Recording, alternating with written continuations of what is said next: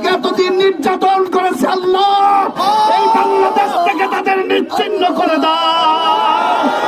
এমন জালিমের বাচ্চাদেরকে আমরা আর দেখতে চাই না। আমরা দেখেছি আমার বাবু ভাইয়ের মায়ের, আমার বাবু ভাইয়ের পরিবারের কর্ণ দেখি কান্না দেখেছি, আমার আশরাফ ভাইয়ের পরিবারের কান্না দেখেছি। রব্বুল আলামিন আমার বাবলু ভাইয়ের পরিবারের রব্বুল আলামিন কান্না দেখে আর সহ্য করতে পারছি না দাদা। রব্বুল আলামিন এই ভাই তিনটাকে তোমার হাওলায় দিয়ে গেলাম আল্লাহ, ভুলগুলো মাফ করে দাও আল্লাহ। শাহাদাতের সর্বোচ্চ মাকাম তুমি তাদেরকে দান করে দাও আল্লাহ। অসংখ্য মানুষ এই কুষ্টিয়ার জমিনে রক্ত দিয়েছে আল্লাহ, রব্বুল আলামিন তাদের কবর তুমি জান্নাতের টুকরা বানায় দাও।